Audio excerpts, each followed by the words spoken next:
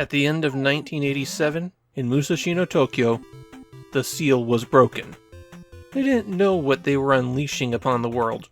They thought they were just making a game based on a currently popular property. But since that day, no one has been safe from the flood of SD Gundam games. At the time I'm recording this, there are approximately 150 of them. I'm including the literally dozens of spin-offs in that total.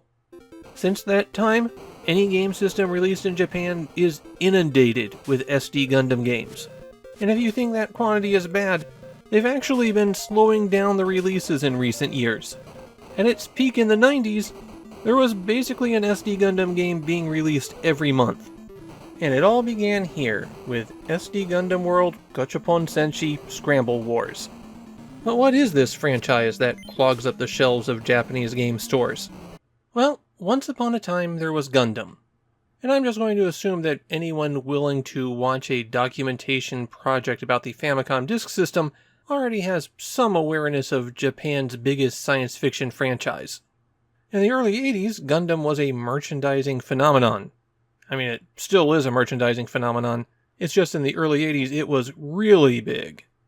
Bandai wanted Gundam merchandise to put in capsule machines, which are called Gachapon in Japan, and they made miniature figures where the Gundams and characters had big heads and short arms and legs, a style referred to as Super Deformed, or SD. Well, those collectible figures dispensed randomly from the capsule machines became a phenomenon unto themselves, and they got their own cartoons and merchandise spin-offs, and of course, a video game. Actually, the video game predates any of the animation by a few months, so this was the first non-capsule thing you could get for SD Gundam. And for a video game based on an action-packed series that was very popular with the kids, SD Gundam World Gachapon Senshi Scramble Wars is pretty different from what you might expect. It's a strategy game. Partially.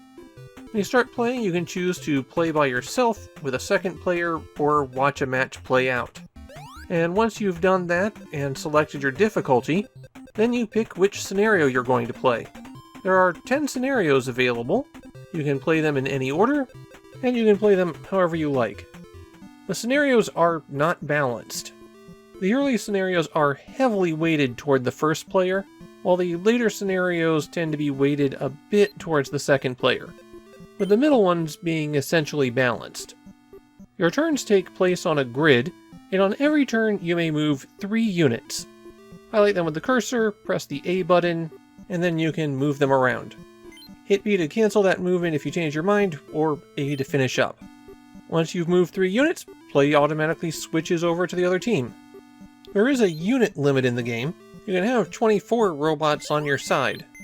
Regardless of how many units you have out, or any areas that you control, you can still only move 3 units a turn.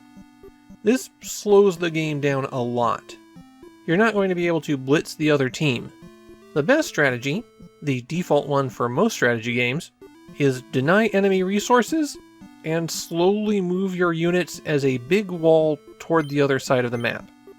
The resources come in the form of credits that you earn every turn, and the quantity that you earn is dependent on how many cities and space stations you control. When you start playing a map, all of those locations are colored a neutral gray, but if you end a mech's turn on one of those spaces, then it turns to that player's color. At the bottom of the screen you'll see how many credits you earn each turn, as well as how many credits you've saved up. To spend your credits, you have to select the Gachapon machine. This takes one of your turns, and at the bottom of the screen you can see how much every unit costs. As you scroll up and down through them, it only shows the robots that you can afford, and not all units are available in every scenario.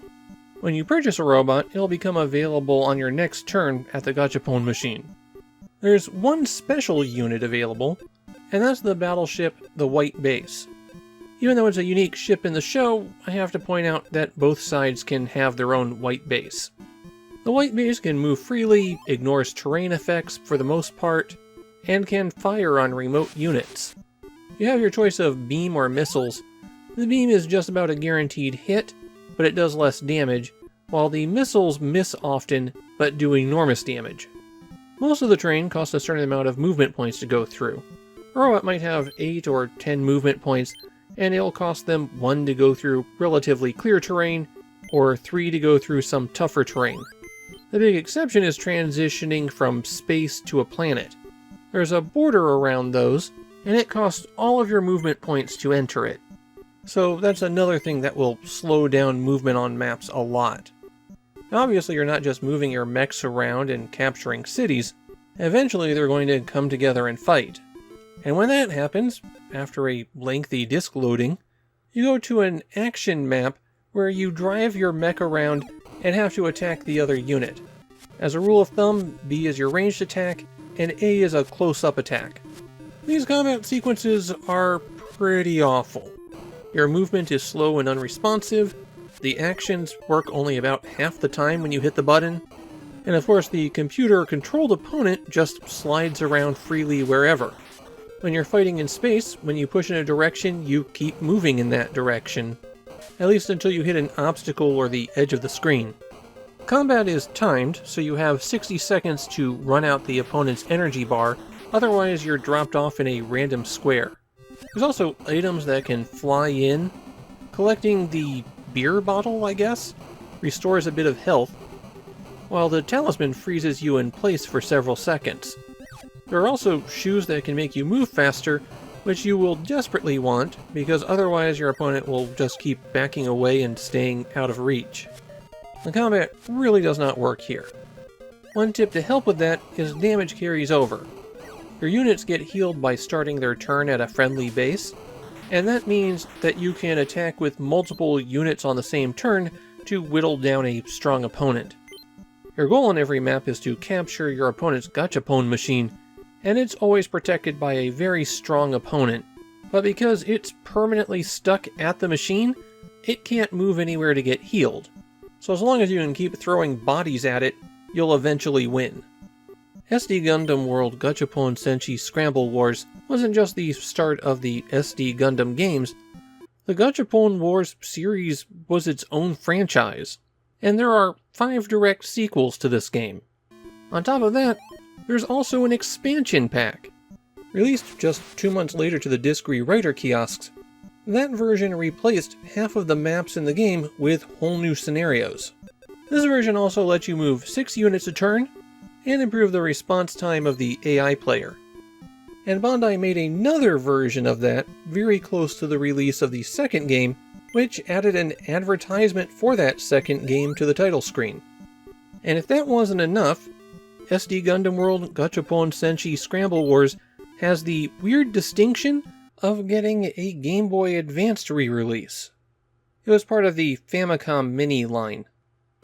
This is one of those games that's really beloved in Japan, and it seems to be mainly liked for the license.